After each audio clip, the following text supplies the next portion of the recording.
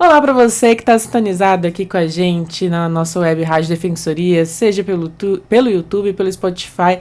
A gente vai começar agora mais uma conversa nessa mesa de cultura aqui para falar sobre a arte, sobre o que é produzido aqui no nosso estado de Roraima. E hoje nós temos aqui como convidados especiais Farley Santos e Júnior Max, que são diretores de um documentário muito especial sobre a música aqui do nosso estado, além do som. E eles vão contar um pouquinho sobre toda essa produção, toda essa parte realmente aí, cinematográfica, né, por trás dos bastidores. Primeiramente, sejam muito bem-vindos e obrigado por terem aceitado o convite. Muito obrigado, Beatriz. Como você falou, né, meu nome é Farley e o Júnior, nós somos diretores desse documentário sobre música erudita em Boa Vista, né? E foi um projeto que ele foi contemplado pela Lei Paulo Gustavo, né, de incentivo à cultura.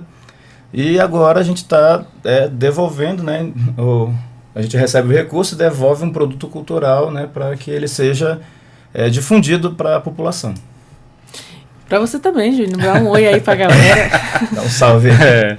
Bom dia, Beatriz, obrigado pela oportunidade aí. É bom ter aí mais um canal aí pra gente poder divulgar, os artistas, né, divulgarem o trabalho que a gente faz aí, né?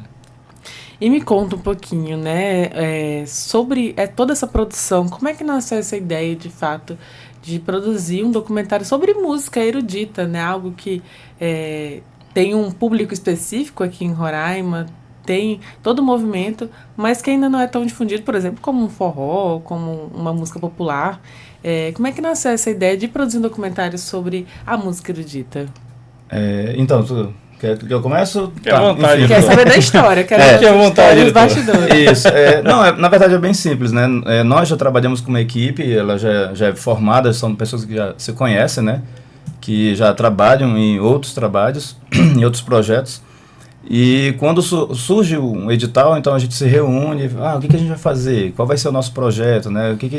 Como é que a gente vai abordar, o que está faltando, né? O que a gente sente vontade de fazer, entendeu? E por acaso a nossa assistente de direção, a Gabi Tavares, ela estava numa peça, numa ópera, recital, não sei agora me fugiu a memória, mas era do Encanto.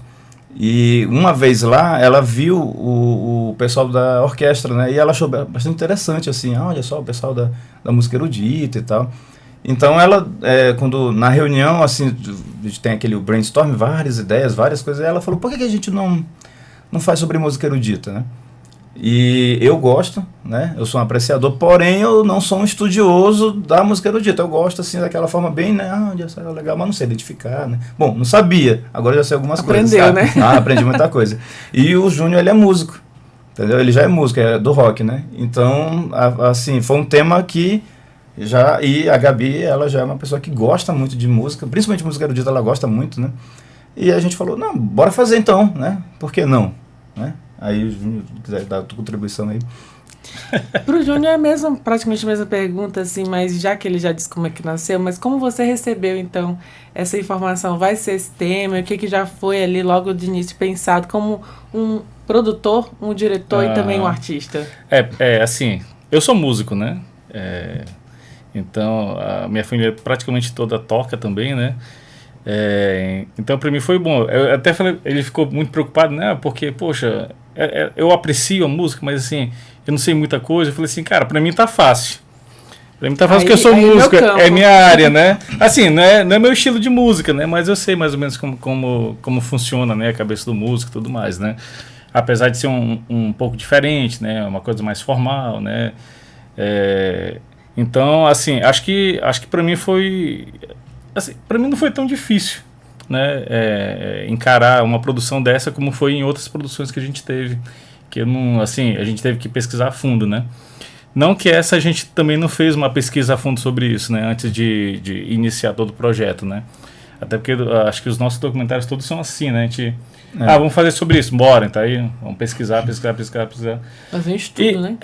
E como falando em off para você, né, antes de começar o programa, às vezes a gente entra com uma ideia, né? Eu entrei nesse documentário com uma ideia de que, beleza, ser música, assim, assim, assim, e saí totalmente, assim, transformado, né? E, assim, cara, eu nem sabia que existia isso, né? Ou seja, Você entra num documentário com um pensamento e sai com outro, né?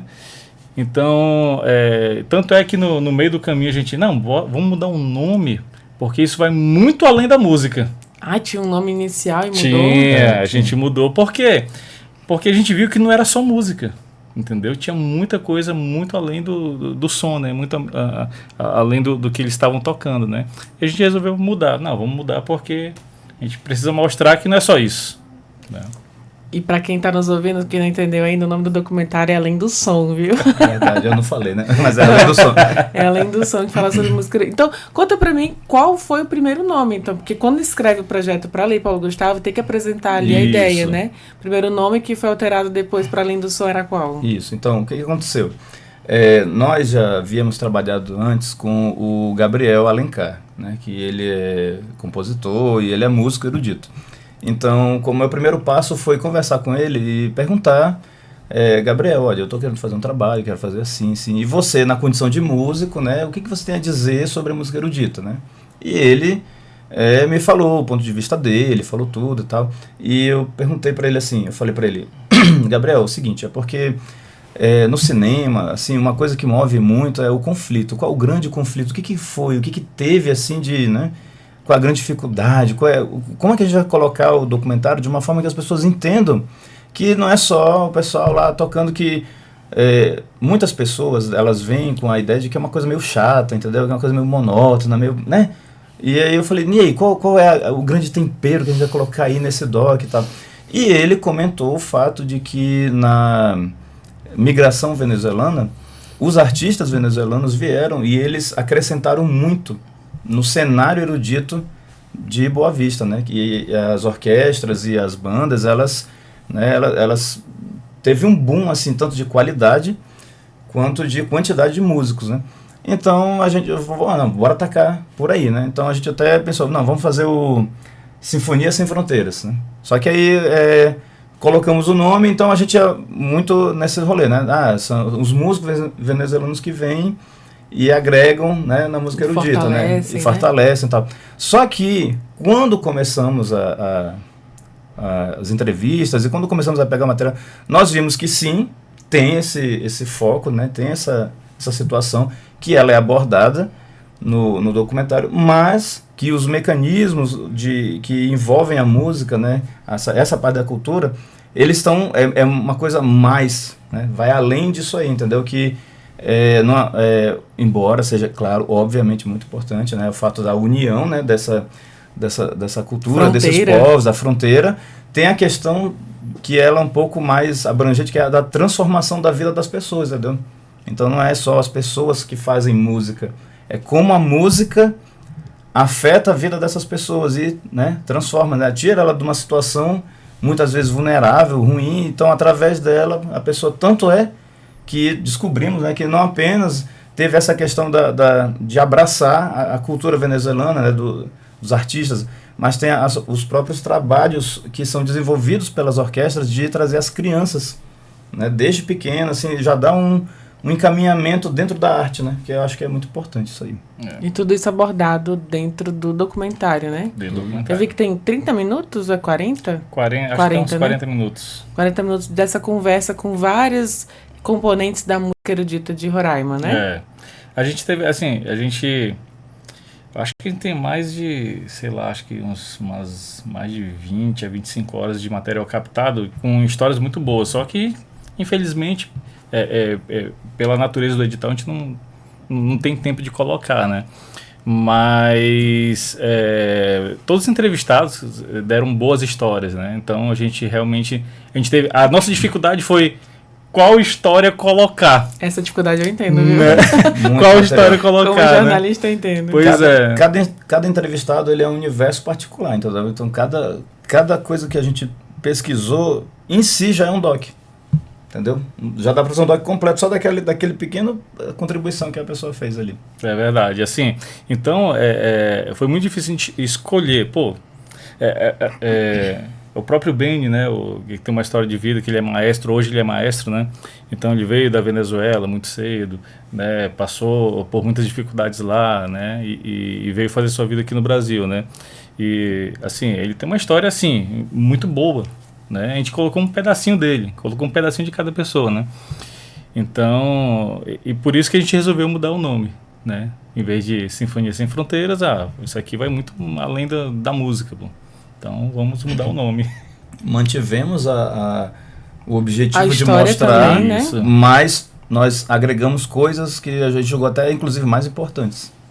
Eu entendo muito essa parte de tentar selecionar ali o ouro do ouro do ouro É. do ouro. Porque enquanto jornalista eu também faço, né? A gente faz algumas entrevistas e a pessoa fala 20 minutos, assim, de histórias completamente incríveis e não tem Aham. tempo pra usar, tem que usar um minutinho, eu fico com o coração partido. Mas olha que legal, né? Com as leis de incentivo, acho que quem sabe no próximo dá pra explorar um pouquinho mais, né? Ou trazer uma outra Sim, com abordagem. E aí a pergunta que vem agora, como é que foi para selecionar, né, e fazer essa curadoria mesmo das pessoas que iam contar essas histórias, né, e relatar e compartilhar as experiências da música erudita aqui em Roraima? Teve todo esse trabalho de estudo, né, como você diz, mas como é que foi para conseguir selecionar essas pessoas? Após eu ter falado com o Gabriel, então a gente pensou, eu falo atacar, mas vamos abordar, né, Diana? Não, Sem violência. Isso, vamos abordar as instituições, primeiramente, as instituições que já estão consolidadas, né, e vamos entrevistar os responsáveis por elas. Então nós entrevistamos o IBVM, né, na figura do maestro Felício, que é diretor-presidente. Entrevistamos a EMUR, a Escola de Música de Roraima, né, na figura da senhora Dorli Guerra, a Companhia de Ópera, porque a ópera e a música erudita elas são intrínsecas, né, e a Companhia de Ópera tem feito um trabalho muito bom. Inclusive, ela fez o primeiro festival de ópera ali, né, que foram 3 apresentações seguidas, eu assisti todas, gravamos tudo, embora a gente não entrou no material principal, mas eu já guardei. E companhias de canto lírico, né? Entrevistamos também professores, né? Professora mestra Manuela Costa, que ela é professora da UFRR, entendeu? Então nós trouxemos essas pessoas e entrevistamos maestros, né? Pessoas que são regentes de música erudita. Então fomos atrás, né? Assim, das cabeças, assim, daquelas pessoas que estão ali produzindo, né? Estão à frente das instituições. Então a gente foi em cima delas ali, entendeu? É um guarda-chuva, né, que acaba abraçando ali todo Isso. uma cadeia de produção mesmo. Aí eu estava comentando com o Júnior, enquanto a gente estava selecionando as entrevistas, que os personagens, às vezes, eles até se aglutinavam. Por exemplo, nós gostaríamos de entrevistar um músico brasileiro, aí, um músico venezuelano, um maestro, entendeu? E um representante do IBVM. E, de repente, uma só pessoa, as 3 coisas juntas, que no caso é o Beni, né? O Beni, ele é uma pessoa, né? Ele é venezuelano, maestro e também um representante do IBVM. Então, com uma só entrevista, a gente conseguiu caminhar, abordar, né? Uma vastidão de perguntas que eram necessárias para dar a sequência narrativa do nosso documentário. Ou seja, uma pessoa que representa locais de onde nascem também os artistas. Sim. E todas as histórias, né? E conversando com essas pessoas, né, que são o guarda-chuva dessas instituições e como um todo mesmo da música erudita de Roraima, o que vocês descobriram que dá para revelar aqui nessa mesa antes das pessoas assistirem o documentário? Olha, assim, toda pessoa, o que eu acho mais, assim, interessante é que todas elas são pessoas muito apaixonadas pela arte, né? Pela arte da música, assim. Então, é uma questão de insistência.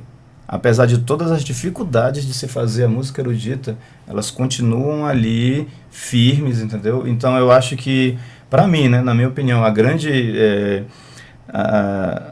grande tchan, assim, vamos dizer, do doc foi ver a persistência dessas pessoas, porque a música erudita, ela tem um público, né? Ela vem se consolidando, mas ela ainda está, claro, né? Obviamente, frente a outras formas mais massificadas de arte, ela está progredindo. E essas pessoas, cada uma delas está dando a sua contribuição decisiva para o cenário. Então, na minha visão, é isso, né? Uma coisa que eu vejo que as pessoas insistem ali. Muitas, elas falaram, nem entrou no corte, mas muita gente fala, a gente faz música porque a gente insiste. E isso é legal, pra mim, né? É. Não sei o que o Júnior pode Não, dizer. E o papel da música também, né? Na Sim. vida dessas pessoas. E você, como artista, pode até falar, como músico, do papel social também, né? Sim, que claro. a música tem. Uma coisa que foi batido bastante na questão de todos os entrevistados é que, além da paixão pela música, né? Muita gente ali, né, às vezes não está nem pelo salário, que a gente sabe a realidade do nosso país, né? Principalmente em Roraima, né? Que a profissão de músico, né? Ela, infelizmente, ela não assim, você não ganha muito bem, né? Com isso, né? Mas as pessoas ignoram, né, o salário, né, o cachê ali na hora e falam assim, não, eu tô aqui porque aquela criança ali, pô, ela vem de uma família que está destruída, né, não existe pai, a mãe não tá nem aí, mas ela tá aqui todo dia aprendendo música, né. E isso vai mudar a vida dela. Isso vai mudar, porque quem está ensinando fala assim, mudou a minha. Eu era essa criança, né? Então, eu sei que ela tem jeito porque eu tô aqui, né? Eu tô como professor de música e tudo mais, né? Então, então esse tipo de história é que a gente lida, entendeu? No documentário, né? E é muito interessante também porque a gente fez uma pré-estreia, né? E o feedback das pessoas que assistiram, né? Falaram assim, cara, eles deram um outro tipo de feedback que a gente nem tinha. Porque assim, a gente tá ali na edição, vendo as histórias, né, e revendo.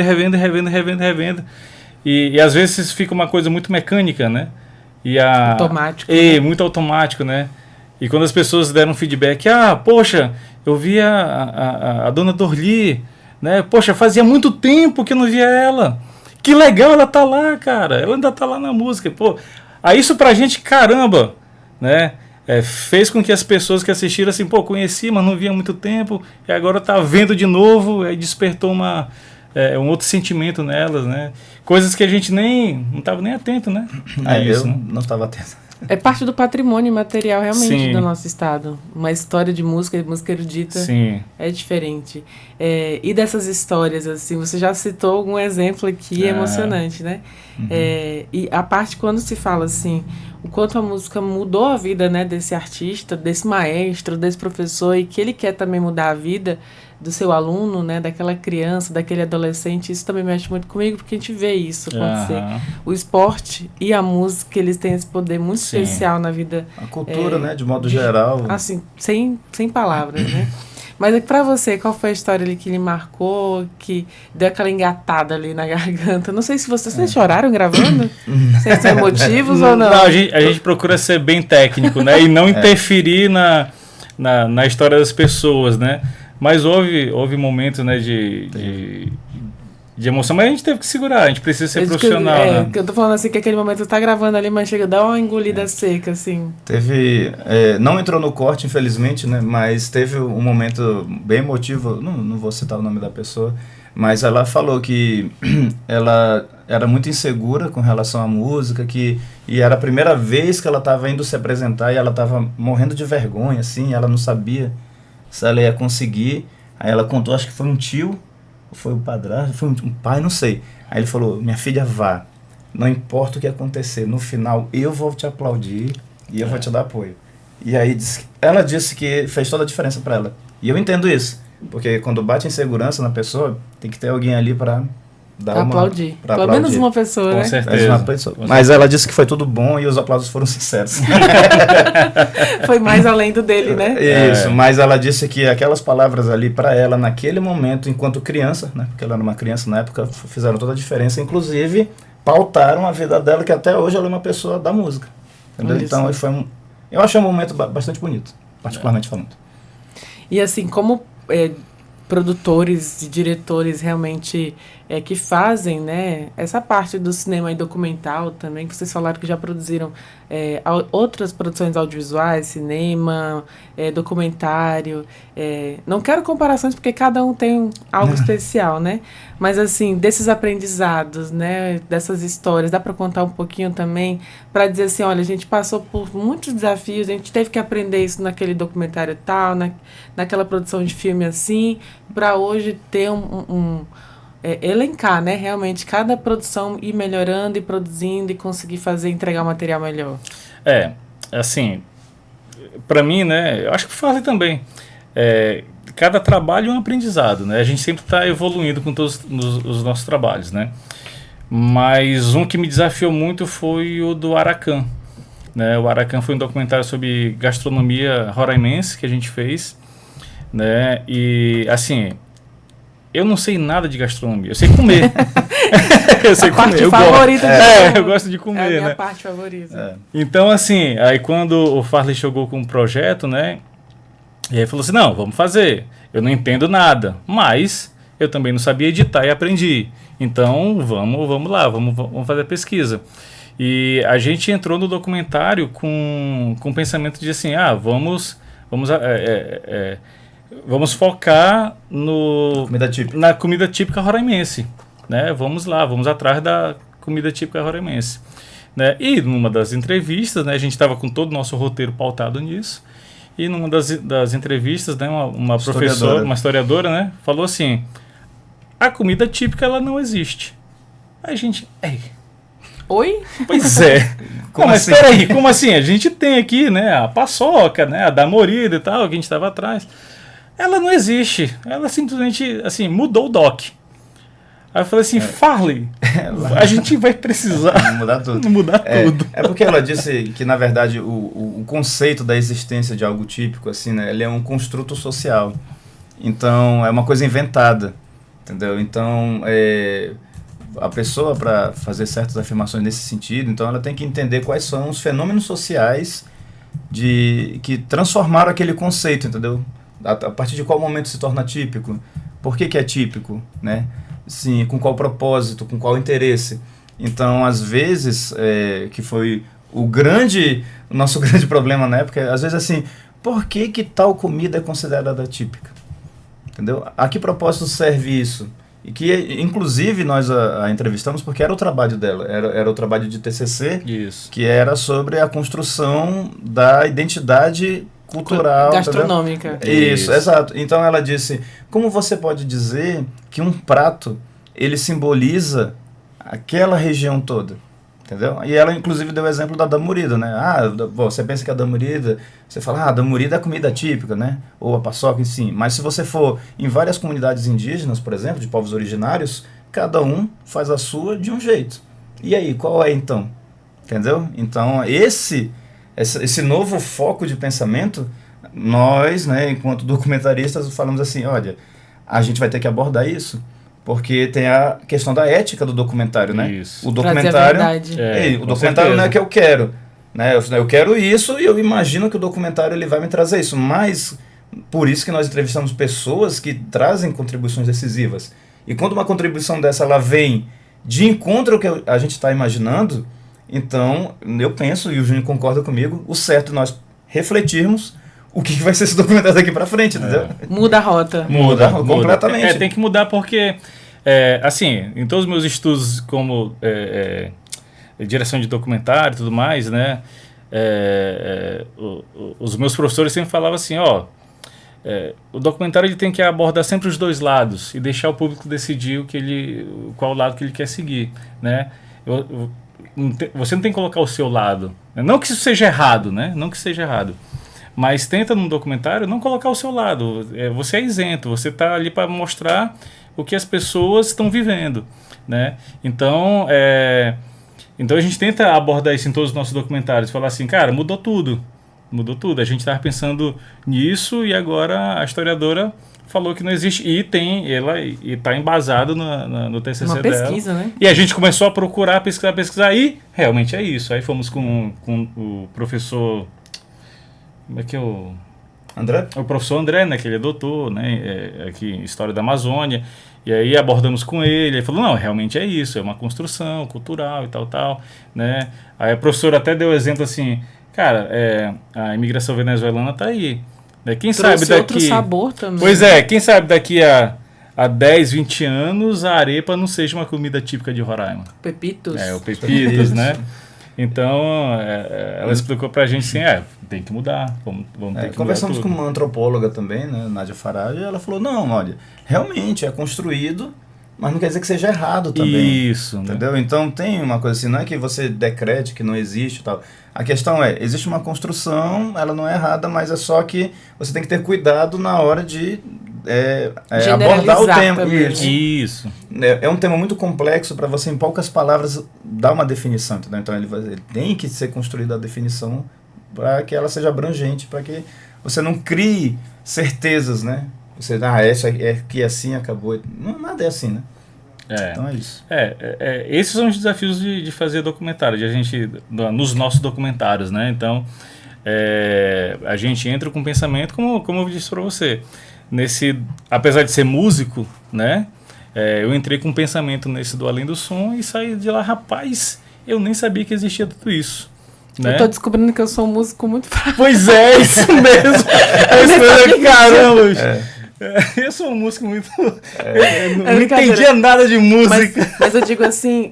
Porque a pessoa tem que ter a humildade epistêmica também, né? Eu digo que não sabe das coisas, né? Eu digo no sentido assim, às vezes entende muito de um gênero ali do rock, mas não entende de uma música erudita, ou de uma bossa nova, ou do MPB, de um funk, que também atende uma outra cultura, né? Enfim, e aí a gente percebe, né? Eu não sou música também, mas... Quanto aqui, eu tô adorando essa conversa. Você é apreciadora, né, de música, então... Comer e ouvir música, acho que é universal, né? Isso. Com certeza. Mas eu digo, quanto jornalista, eu tô amando esse bate-papo, porque, assim, vocês falam da produção, da gravação, de escolher ali as falas dos entrevistados, né? E eu fico imaginando aqui toda a produção que eu já fiz também, o quanto que é desafiante, porque no jornalismo é da mesma forma, né? Tentar ser o máximo possível imparcial. Mesmo com a nossa história, a gente carrega uma história. Cada um carrega ali sua perspectiva de vida.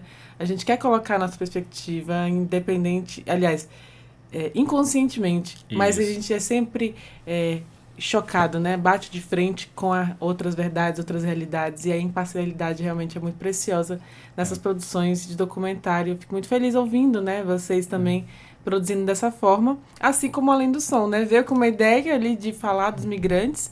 Isso. E aí surgiu essa de falar do macro, né?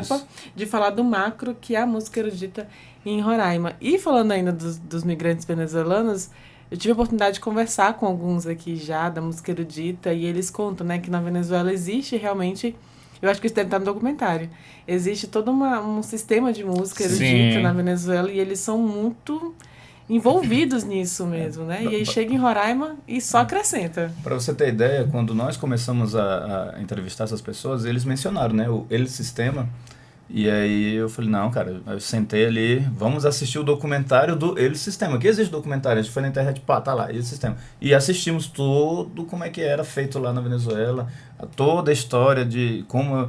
Desde criança também, assim, cara, um projeto muito, muito bonito, sensacional. E aí nós falamos, essa galera que a gente está entrevistando, eles vêm disso aí, cara. Então, a gente já entende mais como é que é a mentalidade deles porque são pessoas desde criança que estão vindo ali com aquela cultura erudita, entendeu? Então, nós abordamos um pouco, né, o sistema também, porque eles trouxeram essa bagagem, né? Eles foram criados no sistema e vieram para cá, e a partir dos conhecimentos que eles adquiriram lá, eles multiplicam aqui. Entendeu? Então foi importante abordar o sistema, a gente abordou sim, também, falamos um pouco dele. E que dá uma outra versão para nossa música roraimense aqui, nessa fronteira riquíssima de cultura. Com certeza. E de interculturalidade. Não, e eu tava até falando com o Júnior, porque eu falei, cara, a gente deu sorte que a gente tava falando de música erudita, porque a música erudita, ela é mais ali, tem as partituras, porque se o doc fosse de música popular, aí eu não ia saber o que fazer. Ia ser bem complexo, né? Porque aí... Tem que ser uma série. Uma série, abre, e muito longa, abre pra tudo. Pra tudo a popular, entendeu? A erudita ainda tem ali uns fundamentos, ainda tem ali o seu padrão, a sua disciplina, aquela forma de fazer. Mas a popular, não. A popular, o cara faz uma percussão... batendo aqui já era, e é música popular, e faz sucesso. Ia ser uma série estilo Grey's Anatomy, sem fim. Sem fim, não ia ter fim. Não ia ter fim, não. E não ia ter fim se colocasse música popular em Boa Vista. Aí, mesmo assim, temos vários cantores, vários artistas, várias pessoas produzindo, entendeu? A música popular, ela tá aí, ela é livre, né? Você faz do jeito que você quiser. E é legal. A erudita não. A erudita, ela ainda tem algumas regras que você tem que seguir ali e tal. Então, isso ajudou a delimitar o nosso tema. Porque senão a gente ia estar totalmente perdido, né? Como é que já ia é um fazer em pouco- 40 minutos? Pois é, mas que já é um pouco complexo também, porque é um 25 mundo, horas né? de gravação, vocês falaram, né? É, tem 25 horas captadas aí, tem muita coisa, né? O documentário é 40 minutos. A gente ia fazer uma entrevista, a pessoa dava 2 horas e meia de entrevista. E aí? Tinha que cortar ali. E boa, né? Histórias boas, né? Não são histórias assim, ah, não, pega esse pedacinho aqui, não.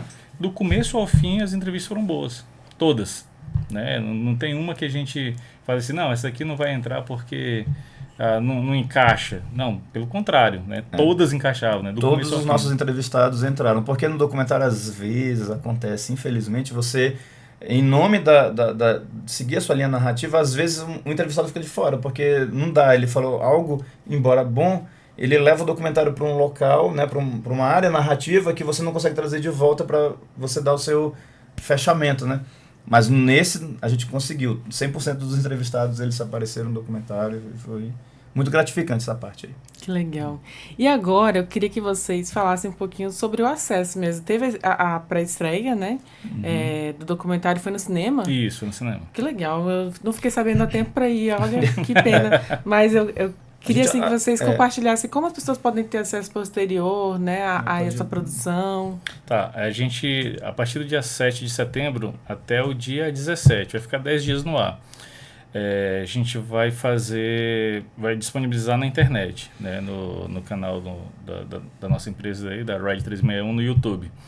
Tá, só procurar lá, ele vai estar disponível a partir do dia 7, né, e até o dia 17. Aí todas as pessoas podem ver, vai ter legenda em inglês, espanhol, né, para o pessoal que não entende muito português, né, e tal. Então a gente vai fazer uma divulgação em massa em relação a isso, né. E depois em festivais, né? Se tiver um festival, a gente vai colocar e vai tentar fazer o circuito de festivais, né?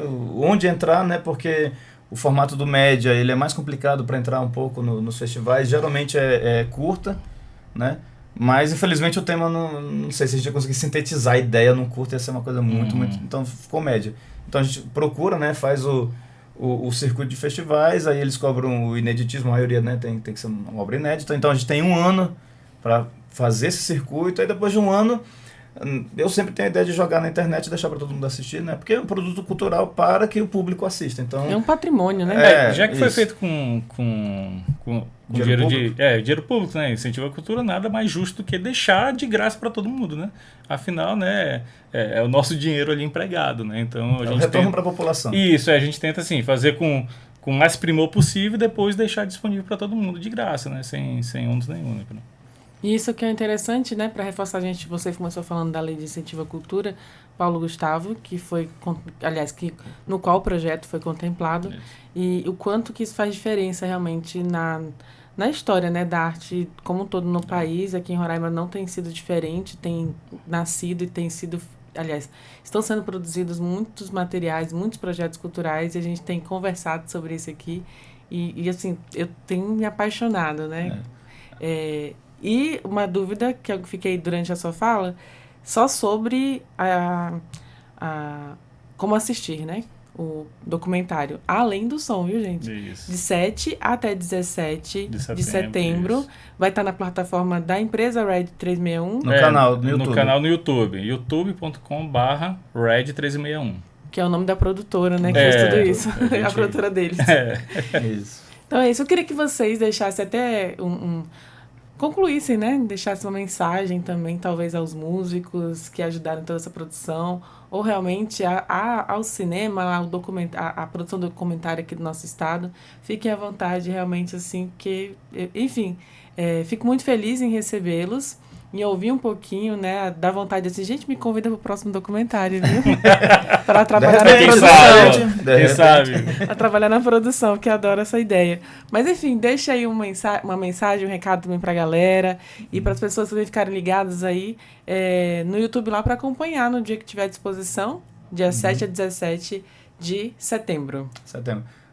Eu gostaria, assim como teve a premiere, os entrevistados compareceram, né? Praticamente todos, porque teve alguns que infelizmente não puderam comparecer, porque estavam viajando. Mas eu falo para eles e para o público que o que resta para nós é o agradecimento das pessoas que ajudam, né? Que nos ajudaram. Elas abriram, né, as suas portas, contaram suas histórias para nós, contaram seus pontos de vista, contribuíram, né, de uma forma assim riquíssima para que a gente tivesse um conteúdo, né, muito robusto para que seja entregue. Então, assim, eu só tenho a agradecer todas as pessoas, Liliane, BN, eu esqueci agora, o Felício, entendeu? Professora Dorli, a Manuela Costa, a Natália Lago, inclusive a diretora do SESC, né? A Lisiane, né? Porque nós acompanhamos o 3º Festival SESC de Música Internacional. E é música clássica lá, música clássica, música erudita. Então, todos eles foram muito parceiro nosso. Né? Nós mandamos ofícios, pedimos parceria, eles abriram as portas e permitiram. Olha, foi lindo, eu estive lá. Olha aí. E nós estávamos lá em cima, lá nas mesas de som, a gente estava com a câmera ali, estava colocando o som, estava captando tudo, e a gente usou todo esse material, né? Fomos em outros municípios, né? Porque, por exemplo, o 3º Festival de Música também ele ocorre em outros municípios, né? Foi itinerante praticamente, né? Percorreu muito. Então nós fomos em outros municípios também, graças à lei de incentivo. Aí é que eu digo, né? Que como é importante você ter um incentivo cultural desse, porque você está deslocando uma equipe, você tem que, né, a pessoa tem que se alimentar, tem que ficar hospedada, entendeu? Você tem que levar, né, a equipe ali para fazer a captação, depois você está ali parado ali, aquele momento solitário ali da edição, entendeu? E a equipe já está fazendo outra coisa, entendeu? A gente coloca no grupo, gente, ó, tem que fazer tal coisa, produtor arruma tal coisa. Então essas pessoas, elas... vamos dizer assim, elas têm outros trabalhos também, né? Elas não vivem só disso, porque a gente, por exemplo, que eu falo direto, nós comemos todos os dias, pagamos contas todo mês, mas a lei de incentivo de cultura é um ano, depois o outro ano, depois 2 anos, ninguém sabe. Então essas pessoas, elas têm outras atividades, né, laborais, e aí, através da lei, a gente pode fazer um pagamento justo para essas pessoas, para elas se dedicarem integralmente, ou quando elas tiverem o tempo disponível. Então, eu agradeço muito, né? Agradeço todo mundo, e eu agradeço principalmente as pessoas que colaboram assistindo, entendeu? As pessoas que vão, né? Que elas estão fortalecendo e valorizando. Porque, por exemplo, coisa de 1 ano, esses artistas todos aí, eles estão 1 ano ali, ó, ensaiando, porque é muito difícil fazer. Então, quando eles chegam ali e veem o público vindo, o público recebendo, abraçando eles, então isso é muito gratificante para eles, entendeu? E gratificante para nós que conseguimos registrar esses momentos aí. Pronto. Agradecer também a equipe da Red, né, que trabalhou com a gente aí. Foram aí pessoas diretas, 10 pessoas, indiretas, nem sei quantos foram os indiretos aí, né, com a gente, né? E que estão com a gente desde o primeiro trabalho, né? Então, já é uma equipe boa, né, que a gente tem. Então fazer esse agradecer. Agradecer também o seu espaço, né? De abrir aqui não só pra gente, mas também outros artistas, né? E fica aí, né? Assistam, vão lá no site lá do YouTube, né? youtube.com/red361. Assistam a partir do dia 7 lá, vai estar lá. Tudo lá. O teaser já tá lá, pra quem quiser ter um gostinho, né? Já tá lá. Então, assim, agradecer mais uma vez a vocês por terem aceitado o convite, compartilhar toda essa experiência, essa história e esse conhecimento que vocês têm e que aprendem também durante essas produções. Principalmente. E desejar muito sucesso, realmente, a outras produções também. E um abraço a todos os artistas, né? Vocês citando aí, eu lembrando de alguns que já vieram aqui também, queridíssimos e muito talentosíssimos mesmo no nosso estado. No estado de Roraima, né? Município de Boa Vista, vamos dizer assim, temos grandes potenciais artísticos aí, as pessoas estão fazendo cultura, as pessoas estão lutando e estão conseguindo. Então, eu acho que elas precisam ser valorizadas, sim. Um abraço para todos eles, né, que participaram do documentário. Muito queridos. Muito. E assim a gente vai encerrando, então, mais um podcast, deixar um agradecimento para vocês, aos artistas, aos músicos, e para conferir lá no YouTube, Red 361, a partir do dia 7 até o dia 17, gratuitamente, depois aí só em festival, viu? Então aproveita.